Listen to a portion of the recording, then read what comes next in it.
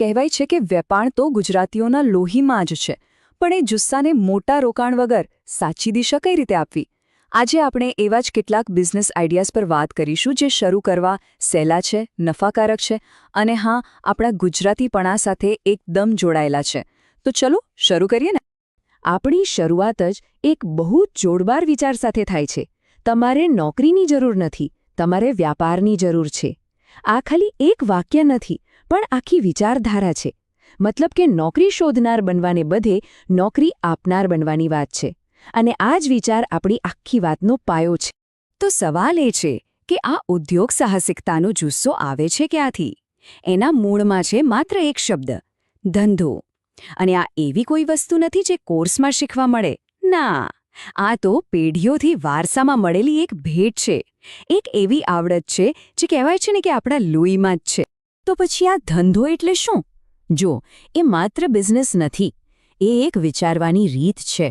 ગમે તેવી પરિસ્થિતિમાં પણ તક શોધી લેવાની આવડત, પૈસા ક્યાંથી કમાવાની સૂઝ, જાણે કે આ બધું આપણને વારસામાં જ મળ્યું હોય. હવે જુઓ, સારામાં સારા બીજને પણ ફળદ્રુપ જમીન તો જોઈએ જ. બસ આ ધંધા નામના ડીએનએ માટે ગુજરાત એ જ ફળદ્રુપ જમીન છે. પણ એવું તો શું ખાસ છે ગુજરાતના વાતાવરણમાં કે જે નવા બિઝનેસને આટલો બધો સપોર્ટ કરે છે? ચાલો એને જરા સમજીએ. આમ તો ઘણા કારણો છે, પણ બે મુખ્ય છે. એક, અહીં ખરીદનાર તૈયાર છે, મતલબ કે માર્કેટ સતત વધી રહ્યું છે. અને બીજું, અહીંના રસ્તાઓ અને કનેક્ટિવિટી. આનો ફાયદો એ છે કે ગામડામાં બનેલો માલ પણ સહેલાઈથી શહેરના મોટા બજાર સુધી પહોંચી જાય છે, જે નાના વેપારીઓ માટે સૌથી મોટો પ્લસ પોઈન્ટ છે. નંબર 1. આ આંકડો છે ને એ ગુજરાતની તાકાત બતાવે છે. પણ કયા ક્ષેત્રમાં? ફાર્માસ્યુટિકલ્સમાં, એટલે કે દવા ઉદ્યોગમાં. આખા ભારતમાં ગુજરાત આમાં અવ્વલ છે. આનો સીધો અર્થ એ છે કે અહીં ખાલી પરંપરાગત જ નહીં, પણ હાઈટેક બિઝનેસ માટે પણ જબરદસ્ત તકો રહેલી છે. અને વાત અહીં જ નથી અટકતી. આખા દેશમાં ગુજરાત ચોથા નંબરનું સૌથી મોટું અર્થતંત્ર છે. હવે આનો મતલબ શું? મતલબ સાવ સીધો છે. અહીં બિઝનેસ શરૂ કરનારને એક સ્થિર અને વિકસતું બજાર મળે છે, જ્યાં ડૂબવાનું જોખમ ઓછું અને આગળ વધવાની તકો ખૂબ જ વધારે છે. ઓકે, તો વાતાવરણ તૈયાર છે, જુસ્સો પણ છે, પણ શરૂઆત કરવી ક્યાંથી? હવે આપણે ખાલી આઈડિયાની વાતો નહીં કરીએ, પણ એક આખી પ્લેબુક જોઈશું. મતલબ કે બિઝનેસ શરૂ કરવા માટેની એક સ્ટેપ બાય સ્ટેપ ગાઈડ.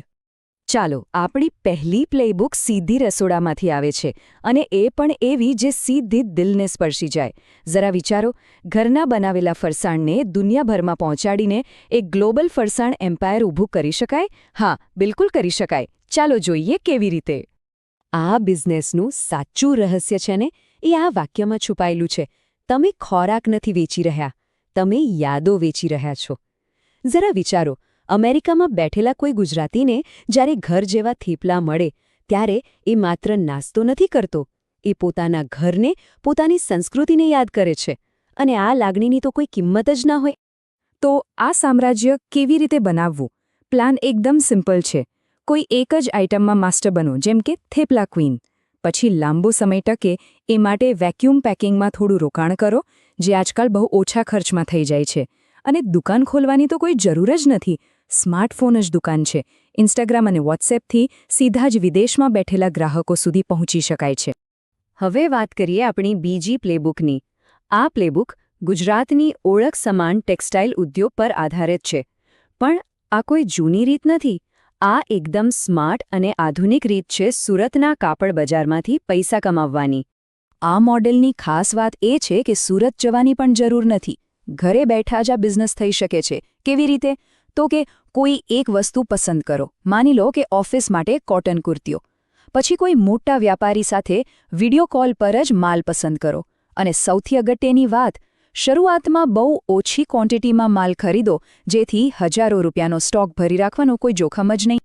અત્યાર સુધી આપણે એવી વસ્તુઓની વાત કરી જે બનાવીને વેચી શકાય. હવે એક એવા બિઝનેસની વાત કરીએ જેમાં કોઈ પ્રોડક્ટ જ નથી, પણ આપણી આવડત જ વેચાય છે. આજના ડિજિટલ યુગમાં ડિજિટલ માર્કેટિંગ સેવાઓ એક સોનેરી તક છે. જરા આ આંકડા પર નજર કરો. 56,400 કરોડ રૂપિયા. આવનારા 2 વર્ષમાં ભારતમાં કંપનીઓ આટલો બધો ખર્ચ ખાલી ડિજિટલ જાહેરાત પાછળ કરવાની છે. વિચારો, આટલા મોટા બજારમાં જો નાનકડો હિસ્સો પણ મેળવી શકાય તો કમાણી ક્યાં પહોંચી શકે? દરેક નાના મોટા ધંધાને આજે ઓનલાઈન માર્કેટિંગની જરૂર છે જ.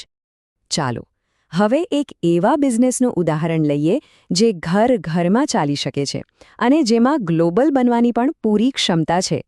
આપણે વાત કરી રહ્યા છીએ ટિફિન સર્વિસની, પણ એકદમ નવા અંદાજમાં. આ ચાર્ટ જુઓ. ભારતમાં ફૂડ સર્વિસનું બજાર કેટલું મોટું છે એ તો દેખાય જ છે, પણ જરા અમેરિકાનો આંકડો જુઓ. એનાથી લગભગ 15 ગણો મોટો. આ શું બતાવે છે? એ બતાવે છે કે ઘર જેવા ખાવાની માંગ ભારતમાં તો છે જ, પણ વિદેશમાં તો એનાથી પણ અનેક ગણી વધારે છે. આ એક બહુ જ મોટી ગ્લોબલ તક છે. તો ટિફિન સર્વિસનો બિઝનેસ આટલો બધો કેમ વધી રહ્યો છે? એના 4 મુખ્ય કારણો છે. પહેલું, હવે ફોન પરથી ઓર્ડર કરવું એકદમ સહેલું છે. બીજું, લોકો હવે હેલ્ધી અને પોતાની પસંદનું ખાવાનું શોધે છે. ત્રીજું, ક્લાઉડ કિચનનો કોન્સેપ્ટ, મતલબ કે માત્ર ડિલિવરી માટે રસોડું ચલાવવાથી ખર્ચ ઘણો ઘટી જાય છે. અને ચોથું, લોકો હવે પર્યાવરણનું પણ વિચારે છે, એટલે સારું પેકેજિંગ ગ્રાહકોને આકર્ષે છે. કોઈ પણ બિઝનેસ શરૂ કરતા પહેલા સિક્કાની બંને બાજુ જોવી ખૂબ જ જરૂરી છે. તો ચાલો હવે આ ઓછા રોકાણવાળા બિઝનેસમાં ફાયદા કેટલા છે અને સામે જોખમો કયા છે તેની એકદમ પ્રામાણિકતાથી વાત કરીએ. તો ફાયદા નુકસાનની વાત કરીએ. ખાણીપીણીના ધંધામાં 30થી 40% જેટલો નફો મળી શકે છે, પણ ડિજિટલ માર્કેટિંગ જેવી સર્વિસમાં નફો 70થી 80% સુધી પણ જઈ શકે છે, કારણ કે એમાં માલ સામાનનો કોઈ ખર્ચ જ નથી. પણ સામે જોખમ પણ છે. સ્પર્ધા બહુ છે, શરૂઆતમાં આવક ઓછી વધતી રહે અને બધો આધાર આપણી પોતાની આવડત પર હોય છે. આપણે તકો જોઈ, પ્લેબુક સમજી અને જોખમોની પણ વાત કરી. હવે સવાલ એ છે કે આગળ શું? આ બધી માહિતીને લઈને પહેલું પગલું કેવી રીતે ભરવું? ચાલો આ સફર શરૂ કરવા માટે એક નાનકડો રોડમેપ જોઈએ. જો, આખો રસ્તો એકસાથે કાપવાનો નથી. નાના નાના પગલાંથી શરૂઆત કરવાની છે. પહેલા દિવસે બસ એટલું નક્કી કરો કે કરવું શું છે. પહેલા અઠવાડિયામાં કાગળ પર એક સિમ્પલ પ્લાન બનાવો. પહેલા મહિના સુધીમાં ભલે એક જ ગ્રાહક મળે, પણ એને શોધો. અને પછી જે પણ કમાણી થાય એને ફરી બિઝનેસમાં જ લગાવીને ધીમે ધીમે આગળ વધો. તો સાર એટલો જ છે કે હવે રાહ જોવાનો કોઈ મતલબ નથી. સાધનો હાથ વગા છે, બજાર તૈયાર બેઠું છે. સાચો સમય અત્યારે જ છે. અને અંતે આપણે એ જ મૂળ વાત પર પાછા આવીએ. જો ધંધો કરવાનો જુસ્સો આપણા ડીએનએમાં જ છે, તો સવાલ એ નથી કે આપણે કરી શકીએ કે નહીં. સાચો સવાલ તો એ છે કે આપણે એનાથી બનાવીશું શું.